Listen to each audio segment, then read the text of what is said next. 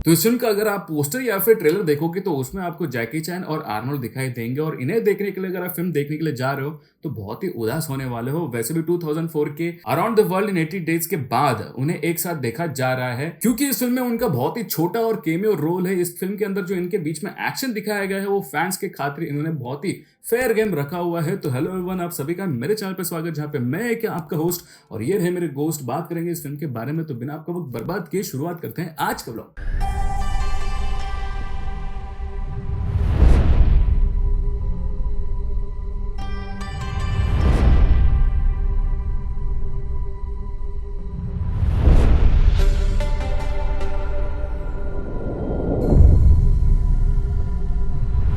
तो आज मैं बात करने वाला हूँ 2019 में आया हुआ फिल्म जो अभी नेटफ्लिक्स पे अवेलेबल है।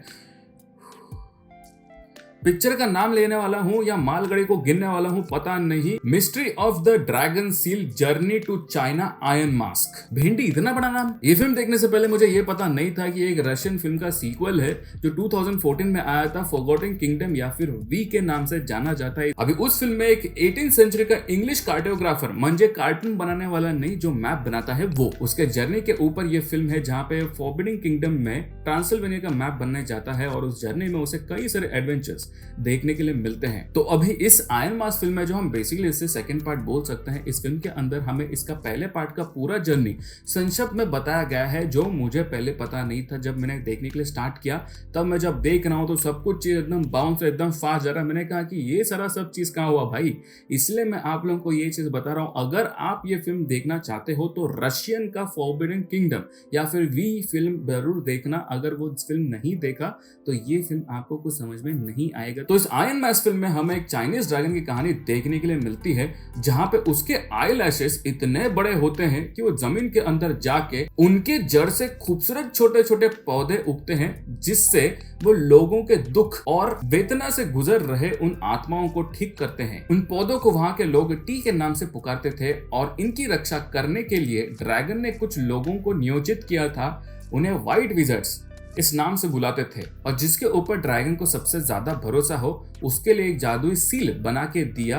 वो होता है एक मास्टर, उसकी बेटी और राजकुमारी। लेकिन जहाँ पे अच्छाई वहां पे बुराई भी होती है। तो जैसी टी की प्रसिद्धि पूरे विश्व में बनने लगती है, वैसे उनमें के कुछ विजर्ड्स इस टी के काला बाजारी करने लगते हैं। ये काला बाजारी करते हैं इसलिए इन्हें ब्लैक विजर्ड्स बोला गया। और इन ब्लैक विजर्ड्स की लीडर होती है दो चेहरे वाली डायन, जिसने अपनी साइंस के दम पे और अपने लालच के चलते उसने एक ऐसी सेना बना दी जिन्होंने मिल के सीधा ड्रैगन पे हमला किया और उसे जमीन पे गिरा के और मास्टर और उसकी बेटी को दुनिया के दो अलग कोने में कैद करा दिया। मास्टर अपना जैकी चैन, जो इंग्लैंड के कैसल प्रिजन, जिसका नाम होता है टावर ग्रे प्रिजन, में बंद करके रखा हुआ रहता है। और जोनाथन ग्रीन, जो फॉरबिडन किंगडम या उसको वी भी बोला जाता है, ट्रांसिल्वेनिया से रशिया में जाता है उसके रूलर पीटर से मिलने के लिए। लेकिन उसे पीटर तो नहीं मिलता, पर क्योंकि वो असली पीटर को जानता है इसलिए उसे कैद करके रख देते हैं, क्योंकि वहां के कुछ तुच्छ लोगों ने असली पीटर को गायब कर दिया होता है। और जहां पे ग्रीन को कैद करके रखते हैं, वहां पे उसकी मुलाकात होती है चाइना के व्हाइट विजर्ड के मास्टर की बेटी से। अब जोनाथन जब मदद के लिए अपनी बीवी को एक कबूतर के द्वारा लेटर भेजता है, तो मुझे नहीं पता कि वो जाकर पिंजरे में क्यों खड़ा रहता है। यहाँ पे जैकी चैन के साथ रशिया का रूलर पीटर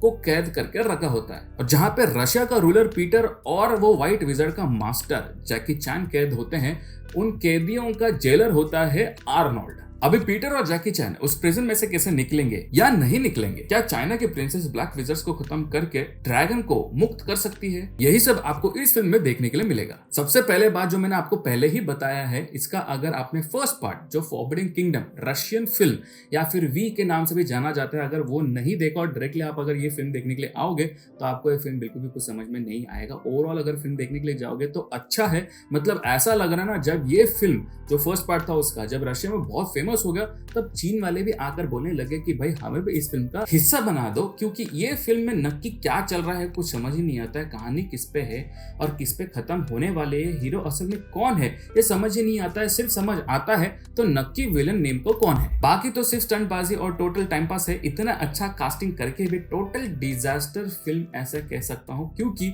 मुझे ये फिल्म इतना बिल्कुल भी खास नहीं लगा। पोस्टर और नेटफ्लिक्स के प्रोमो में ये फिल्म थोड़ा अच्छा लग सकता है, लेकिन यकीन मानो ये फिल्म बहुत ही बोर है।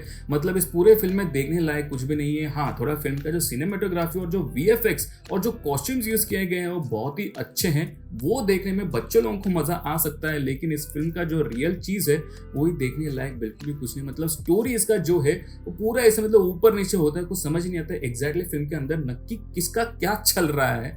और अगर इस फिल्म के अंदर आप जैकी चैन और आर्नोल्ड को फाइट देखने के लिए जाओगे तो वो सिर्फ और सिर्फ नाम के लिए ही डाला गया है। दोनों ही बुढ़े हो गए हैं, दोनों के हाथ से भी एक्शन होता नहीं है। और जब आप एक्शन सीक्वेंस देखोगे आपको खुद को समझ में आएगा ये सिर्फ एक्टिंग कर रहा है।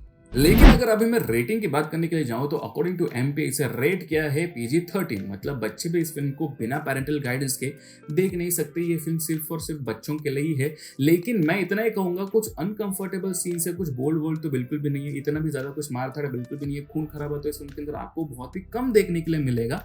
इन चीजों से आपको अपने बच्चों को अगर थोड़ा दूर रखना है तो ये फिल्म अपने बच्चों को अकेले से देखने के लिए बिल्कुल भी मत दो। मैंडेटरी पैरेंटल गाइडेंस है। मैं इतना ही कह सकता हूँ कि एडल्ट्स भी पूरे फैमिली के साथ कंफर्टेबल और कॉन्फिडेंटली होकर ये फिल्म को एंजॉय कर सकते हैं। लेकिन ये फिल्म सिर्फ और सिर्फ इंग्लिश लैंग्वेज और इंग्लिश सबटाइटल्स में ही अवेलेबल है। ये film visually impaired friendly film बिल्कुल भी नहीं है, क्योंकि इसके अंदर कोई भी ऑडियो डिस्क्रिप्शन बिल्कुल नहीं। तो अगर आप अपने 2 घंटे सिर्फ अच्छे कॉस्ट्यूम्स, 1700 एरा, अपने मनपसंद एक्टर्स, अच्छा वीएफएक्स और फैंटेसी एक्शन फिल्म देखना चाहते हो तो फिल्म देख सकते हो। लेकिन किसी की भी एक्टिंग आपको इतनी ढांसू देखने के लिए नहीं मिलेगी और कोई भी दिमाग लगाने वाला फिल्म बिल्कुल नहीं है। बल्कि इस फिल्म में कोई स्टोरी ही नहीं है दिमाग लगाने के लिए। इसलिए कि मूल्यवान 2 घंटे इस फिल्म को डाल के बिल्कुल भी मत देखो और वो बर्बाद मत करो। मैं इतना ही कहूंगा, उसके अच्छा 2 घंटा एडिशनल सोलो जब दूसरे दिन उठोगे ना तो बहुत ही ताजा महसूस करोगे। और ये फिल्म टोटली एक टॅक्स इव्हेजन फिल्म है। माझा पावर पडला धोंडा हा फिल्म पाहून स्वतःच्या गांडीत नका घालून घेऊ दांडा। अब ये जो बोला मैं इसको अगर जानना चाहते हो तो अपने महाराष्ट्रियन फ्रेंड को फोन करके पूछ लो, या फिर अगर आपके कोई महाराष्ट्रियन फ्रेंड नहीं है तो मुझे कमेंट करके पूछ लो। मैं आपको कमेंट सेक्शन में सब कुछ बता दूंगा, या फिर मैं आपको पर्सनल टेक्स्ट कर दूंगा अगर आप मुझे अपना फोन नंबर दोगे। या फिर अगर आपने ये फिल्म देखा तो मुझे कमेंट सेक्शन में जरूर बताना। और मेरे व्लॉग और चैनल के बारे में कुछ बताना चाहते हो तो कमेंट सेक्शन में वो भी बता सकते हो। तो बस इस व्लॉग में इतना ही। अगर आपको मेरा व्लॉग या चैनल पसंद आता है तो इसे लाइक से सब्सक्राइब जरूर कीजिए। सब्सक्राइब होने के बाद जैसे स्क्रीन पर है वैसे उसका घंटा दबाने का, उसके बाद तुरंत वो ऑल बटन दबाने का, ताकि मेरे जब भी नए नए व्लॉग्स आएंगे तभी आपको नोटिफिकेशन पहुंच जाएंगे। और अगर आप वीडियोस देखने वालों में से नहीं हो तो मेरे प्रोजेक्ट नोवन पॉडकास्ट पे जाकर सुन सकते हो, वहां पे फिल्म की रिव्यूज डालते रहता हूं। और अगर आप मेरे चैनल पे नए हो या फिर मेरे दूसरे व्लॉग्स भी देखना चाहते हो तो ऊपर आई बटन पे या फिर एंड स्क्रीन में उसके लिंक्स आ रहे हैं, वहां पे भी जाकर देख सकते हो। तो आपसे फिर मुलाकात होगी मेरे दूसरे व्लॉग पे। टिल देन टेंशन लेने का नहीं, माँ बाप को परेशान करने का नहीं, बाजू वाले को बेवजह छेड़ने का नहीं। Bye bye.